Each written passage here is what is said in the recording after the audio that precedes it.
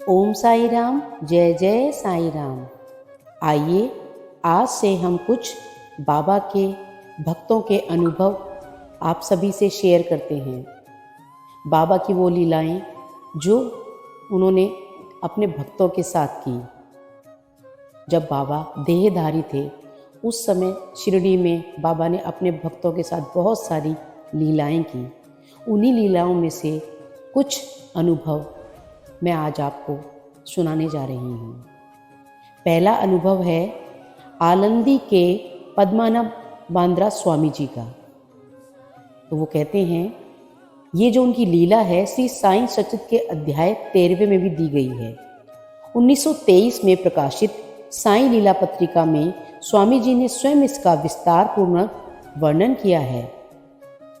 वो कहते हैं, प्यारे श्रीमान हरि सीताराम दीक्षित, जो कि मुंबई के निवासी हैं, की सलाह मानकर वो शिरडी गए।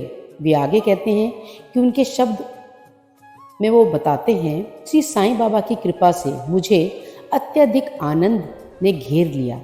शिरडी की तीर्थ यात्रा के उपरांत मैं 26 जनवरी गुरुवार को वहाँ से लौटा और आलंदी के लिए रवाना हो गया। वहाँ पर 2 फरवरी को मैं श्री गुरु महाराज यानी तुकाराम की पुण्यतिथि में सम्मिलित हुआ। अगले दिन मंगलवार को मैं सुबह बंबई गया। वहां पर अपने कान के पीछे आई सूजन जो गले तक फैली हुई थी के लिए डॉक्टर अंडरवुड की सलाह ली।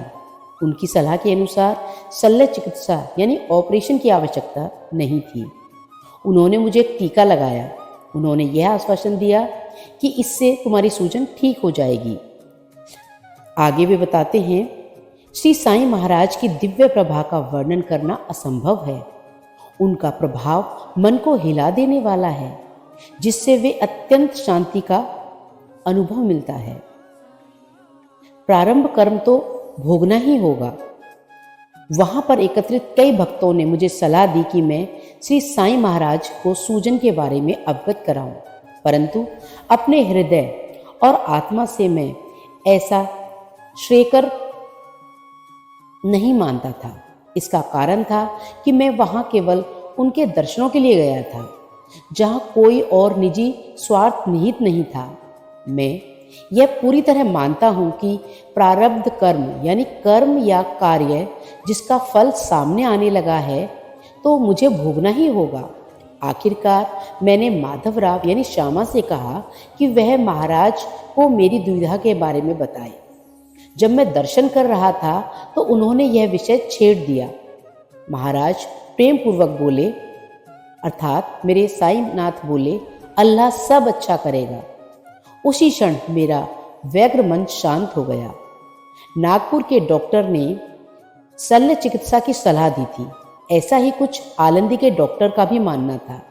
शिरडी जाने से पूर्व भी मैंने उनकी सलाह ली, परंतु मुंबई के डॉक्टर ने कहा था कि ऑपरेशन की कोई आवश्यकता नहीं। उन्होंने सिर्फ एक टीका मुझे लगाया था। इसी टीके के पश्चात मेरी सूजन काफ़ी कम हो गई थी और दर्द भी पूर्ण रूप से खत्म हो गया था।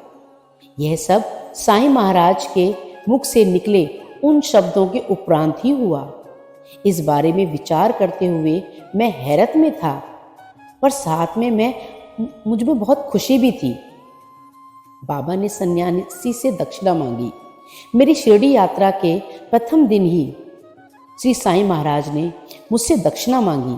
मैंने उत्तर दिया, बाबा मैं तो एक सन्यासी हूँ, मेरे पास पैसे कहाँ।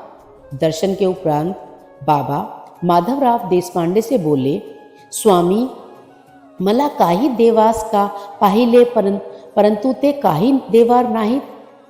ते मजगडे आले आवे तेव्हा मलाच त्यांना दिले पाहिजे। मैं जानना चाहता था कि क्या वह मुझे कुछ देगा, परंतु वह तो मुझे कुछ नहीं देगा, क्योंकि वह मेरे पास आया है तो मैं उसे कुछ दूंगा। जैसे ही यह शब्द बाबा के श्रीमुख से निकले कि मैं दुविधा से मुक्त हो गया। मैं इस सिद्ध पुरुष के बारे में क्या कह सकता हूँ, सिवाय इसके कि वे मानव रूप में स्वयं नारायण हैं। अनंत कोटि ब्रह्मांड नायक राजाधिराज योगीराज परम ब्रह्मा श्री सच्चिदानंद सद्गुरु साईनाथ महाराज की जय हो, हमारे शिरडी के राजा की जय हो। तो ये अनुभव आलंदी के पद्माना स्वामी जी ने बताया। तो आपके साथ भी ज़रूर बाबा ने कोई ना कोई अनुभव अवश्य किया होगा। यदि किया है तो आप इस वीडियो के नीचे कमेंट में ज़रूर बताएं, और आप चाहें तो मुझसे अपना ये अनुभव या बाबा की ये लीला शेयर कर सकते हैं, क्योंकि जितना हम बाबा की इन लीलाओं को, अनुभवों को शेयर करेंगे, घर घर तक, लोगों तक पहुंचाएंगे, उतना ही हमें अच्छा लगेगा।